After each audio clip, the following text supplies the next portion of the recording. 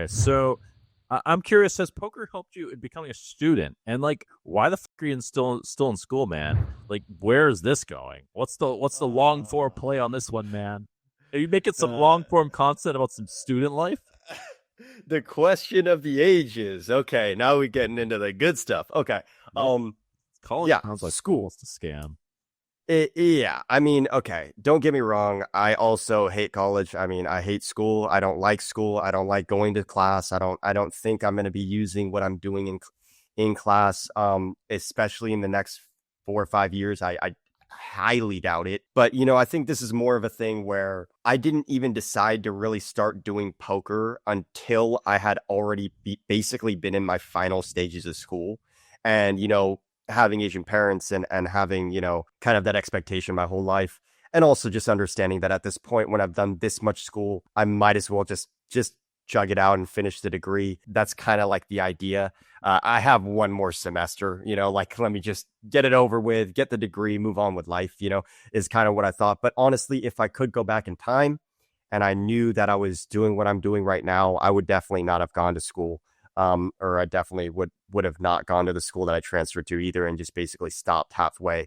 But that's in hindsight, right? Because I had no idea that all of this was going to happen so fast in the last 2 years. It just completely just all of a sudden blew up in my face. So I had no idea this was going to be possible. How fast? Very fast, pretty much overnight, actually, because it really started with this one series that I made. So I started the series in short form content that grew me like 40,000 followers of my 70,000. And Wow. that happened in the span of like a little over 2 weeks, probably the Really? craziest thing. It was unbelievable. So When was it this? was, yeah, so this was spring, not last spring, the spring before that. Yes, 2023 spring, I believe. And I had just transferred to Claremont McKenna, my school that I'm at right now. I was planning to play baseball, and my Instagram had like 5,000 followers or something back then.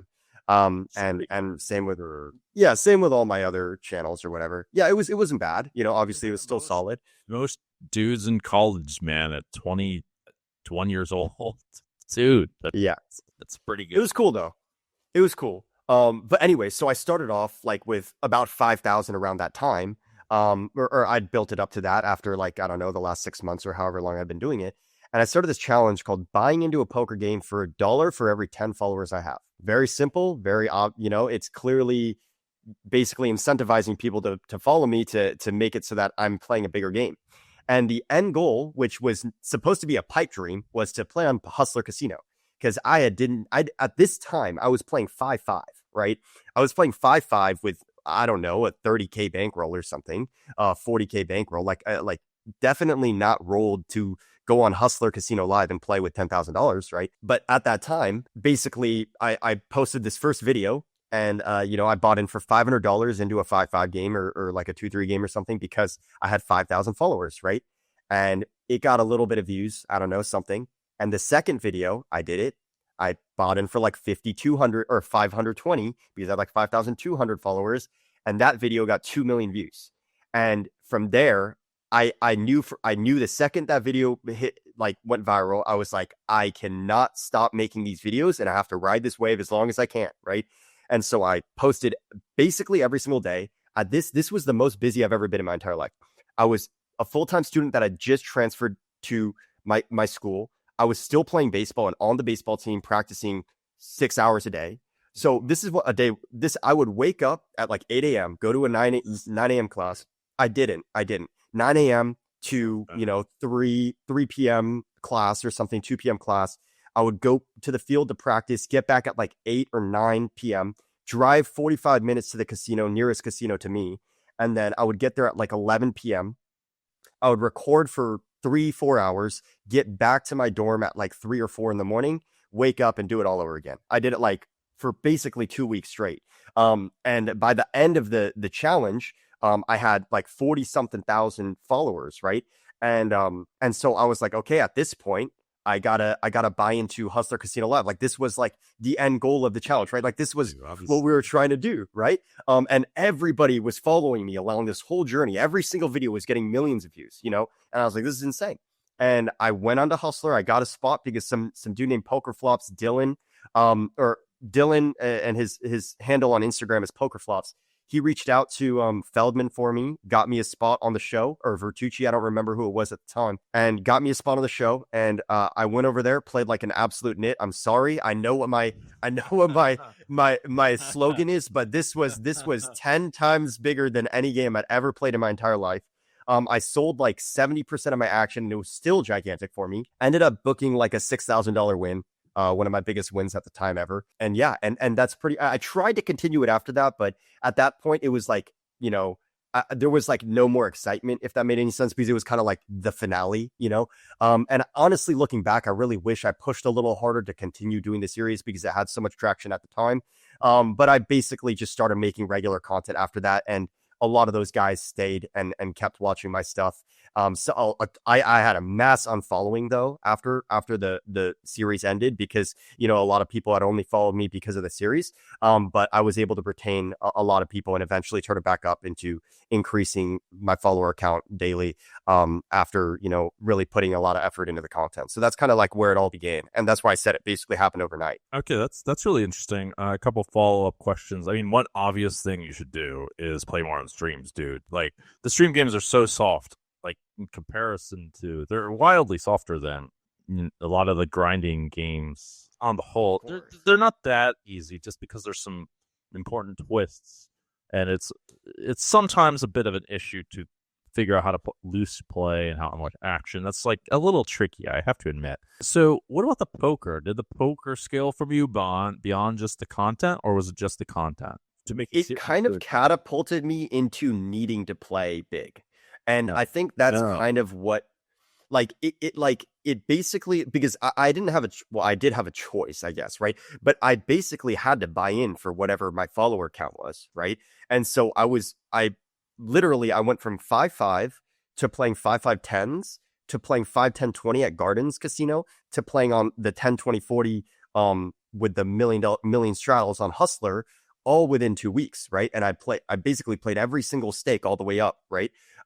Just throughout that little 2 weeks. And after that, I continued to challenge a few more episodes after that were kind of okay, but I was still playing gigantic games then.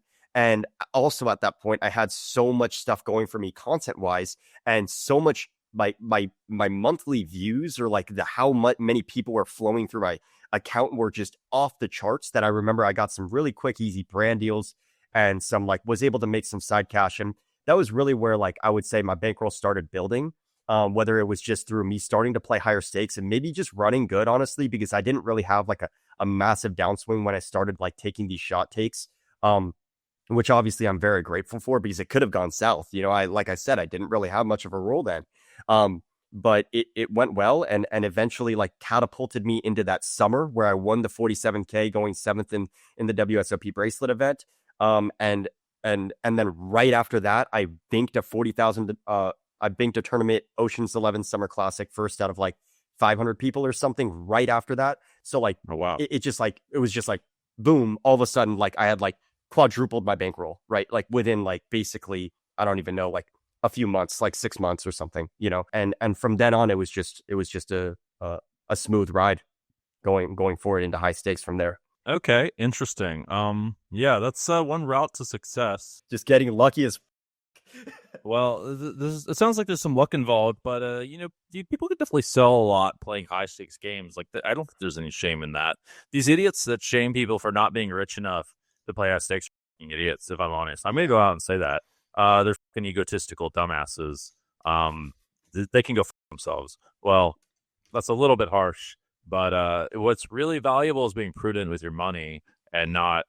I think that's being smart. That's actually a good thing, is to be smart with your money and not take stupid shots. I don't believe in that. That's not a sustainable model, right? So the sustainable guys gotta have a little sass too behind to run up to the guys who, how do you say, want to brag about how much money they have because of whatever situation in life that led to that. I mean, obviously it's great to have lots of money, but don't be a douche about it, obviously. But yeah, no, I think it's good. You could have even sold more and then just kept it safe and made a solid life, and not had exposed yourself to massive risk. It sounded like you made a smart trajectory to success here.